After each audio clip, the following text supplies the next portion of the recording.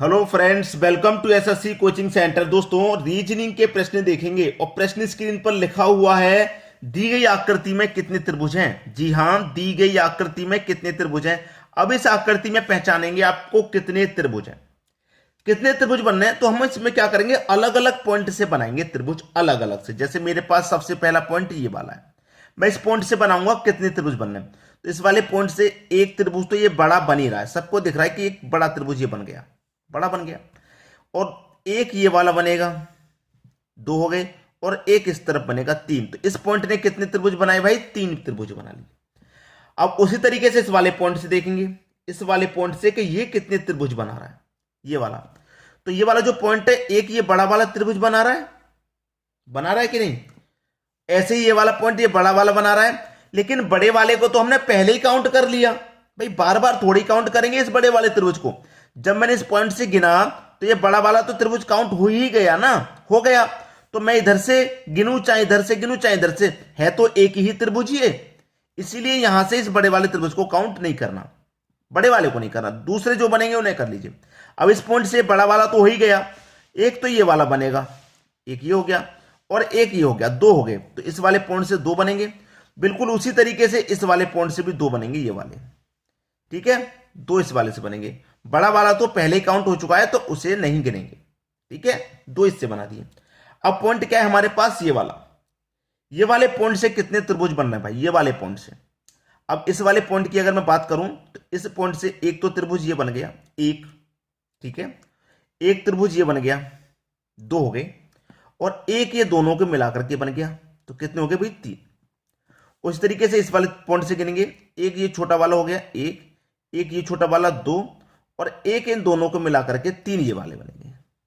उसी तरीके से तीन इधर से बन जाएंगे, एक तो ये बड़ा वाला और ये दो छोटे छोटे, ये बन गए। अब इनको गिनिए कितने हैं, तीन और तीन छह, छह और तीन नौ, नौ और तीन बारह, बारह में दो जोड़ो 14, 14 में दो जोड़ो 16। तो इस आकृति में दोस्तों 16 त्रिभुज हैं। यही है आपके प्रश्न का सही जवाब, 16, यानी कि डी ऑप्शन बिल्कुल सही हो जाएगा आपका। अब देखेंगे अगला प्रश्न। अगला प्रश्न है 7 × 4 × 8 बराबर 4498। क्या इन तीनों का गुना करने से इतनी बड़ी संख्या बन जाएगी। हम रीजनिंग पढ़ रहे हैं दोस्तों, रीजनिंग में लॉजिक चलता है, कोई ना कोई लॉजिक होगा इतनी बड़ी संख्या बनाने के लिए। यहां पर 3 × 6 × 5 दे रखा है, इससे इतनी बड़ी संख्या बनानी है। जो लॉजिक यहां लगेगा वही यहां पर लगेगा, और उसी लॉजिक से फिर ये वाली संख्या पता कर लेंगे क्या आ रही है, ठीक है। इसी लॉजिक से पता कर लिया जाएगा।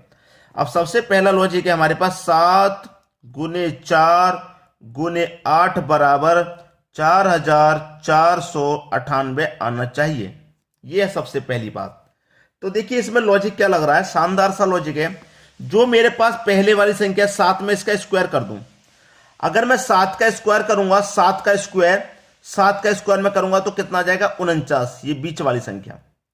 फिर उसके बाद में क्या है, पहले वाली संख्या को पहले लिख दो, बाद वाली संख्या को बाद में लिख दो, ठीक है।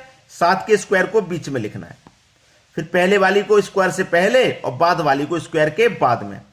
मेरे पास यहां पर दिया गया 3 × 6 × 5 कितने के बराबर, 695 के बराबर। तो मैंने क्या बोला, पहली वाली संख्या का स्क्वायर कर दो, और पहली वाली संख्या इसको स्क्वायर करके लिखना है बीच में, तो 3 का स्क्वायर 9 होता है।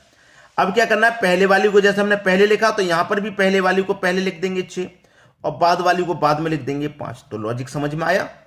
वही लॉजिक आप यहां लगाइए, 5 × 9 × 4 बराबर क्या होगा, हम आपको बताते हैं। 5 का स्क्वायर करिए, 5 का स्क्वायर होता है 25।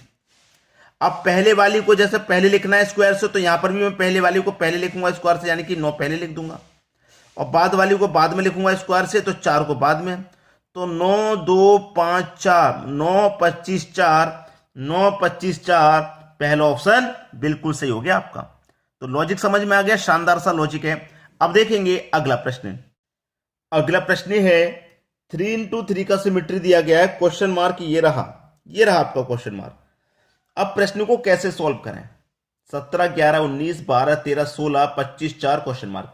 अधिकतर बच्चों को यह पता है कि जिस तरफ हमारी बड़ी संख्या होती है हम प्रश्न को उसी तरफ सॉल्व करते हैं। अधिकतर, कम से कम 95% ऐसा होता है। जैसे 17, 11, 19 में 19 बड़ा है, 12, 13, 16 में 16 बड़ा है, तो इस तरफ बड़ी संख्या चल रही है, तो प्रश्न को हम इस तरफ सॉल्व करें। 95% केस में ऐसा होता है, लेकिन 5% ऐसे हैं जिसमें नहीं होता, तो ये प्रश्न भी उन्हीं 5% में से है जिसमें बड़ी संख्या की तरफ प्रश्न को सॉल्व नहीं किया जाएगा। ठीक है, नीचे की तरफ सॉल्व किया जाएगा। देखिए, जब कॉर्नर पे क्वेश्चन मार्क होता है ये वाला, तो हम या तो कॉर्नर पे इस तरीके से बढ़े, जैसे इस तरीके से चलें, या फिर कॉर्नर पे इस तरीके से चलें, यानी कि यूं करके ऐसे आए। अब मैं ऐसे तो बता रहा हूं कि ये प्रश्न 5% में से है, सो बड़ी संख्या की तरफ नहीं होगा, तो इसका मतलब ऐसे करना है। तो 17, 12, 25। अब 17 का और 12 का मैं क्या करूं, अंतर कर दूं। 17 में से घटा दूं 12 को, अंतर कर दूंगा, तो अंतर कितना आएगा भाई, 5 आएगा। और 5 का वर्ग कितना होता है, 25। 25 ही तो दे रखा है। वही यहां पे कीजिए, दोनों का अंतर कर दीजिए भाई। 11, 13 का अंतर 2 होता है, और 2 का वर्ग कर दीजिए 4। 4 ही आपको दिया गया है। वही यहां पर कीजिए, दोनों का अंतर 19, 16 का अंतर 3 होता है, और 3 का वर्ग आप कर देंगे तो 9 होता है। तो क्वेश्चन मार्क की जगह 9 आ जाएगा, यानी कि पहला ऑप्शन क्या हो जाएगा आपका सही जवाब। बात क्लियर सभी को। अब देखेंगे अगला प्रश्न। अगला प्रश्न है, यह प्रश्न भी बहुत महत्वपूर्ण है दोस्तों। 73 का रिलेशन 343 से है, तो 93 का रिलेशन क्या होगा। 73 एक छोटी संख्या है और 343 एक बड़ी संख्या। प्रश्न मुश्किल नहीं है। जो बच्चे नए नए देख रहे हैं वीडियो को, जो बिल्कुल न्यू हैं, एग्जाम की तैयारी करना उन्होंने अभी शुरुआत की है, उनके लिए यह प्रश्न कठिन हो सकता है। वरना जो तैयारी रोज करते हैं उनके लिए बिल्कुल भी कठिन नहीं है, क्योंकि उन्होंने तो कर भी दिया होगा कि भाई 73 से 343 कैसे बनेगा। हमारे पास 73 में क्या दे रखा है, ये 7 दे रखा है ना, 7। दूसरी संख्या को मैं क्या करूं, 7 की पावर कर दूं, तो 7 की पावर 3 कितना होता है भाई, 343 होता है। ऐसे में यहां पर क्या करूं, मेरे पास 9 दे रखा है, इस 3 को क्या करूं, 9 की पावर, तो 9 की पावर 3 का मान कितना होता है, 729 होता है। बस प्रश्न खत्म हो गया, 729 सही जवाब। हो गया कि नहीं हो गया खत्म। मैंने पहले बोला था मुश्किल नहीं है ये। अब देखेंगे अगला प्रश्न। अगला प्रश्न है दोस्तों, ये बहुत बड़ा प्रश्न आपको लग रहा होगा। 1, 2, 3, 4, 5 है, ये 5 into 4 का सिमेट्री है।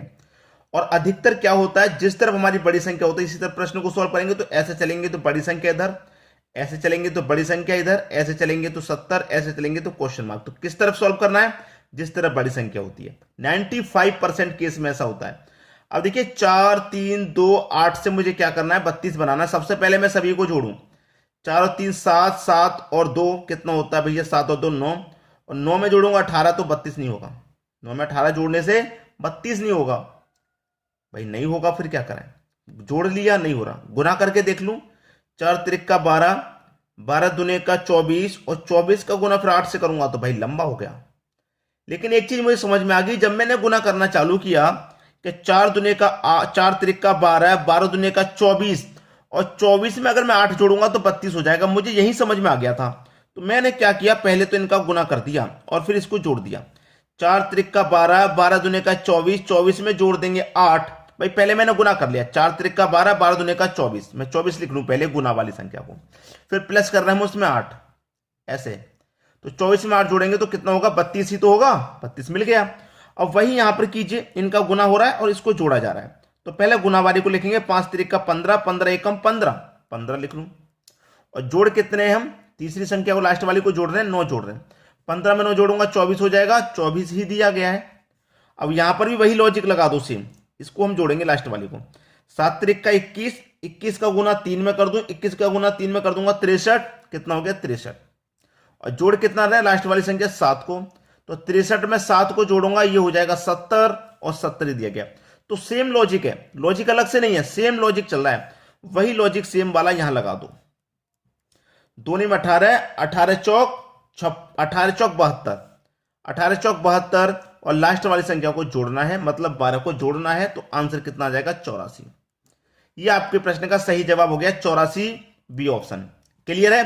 तो प्रश्न आपको बेस्ट लगा, अच्छा लगा, तो आपको अधिक से अधिक क्या करना है, वीडियो को शेयर करना है, सभी बच्चों तक पहुंचाना है वीडियो को शेयर करके, और कमेंट करके आप बताया करें कि आपको हमारे वीडियो कैसे लगते हैं।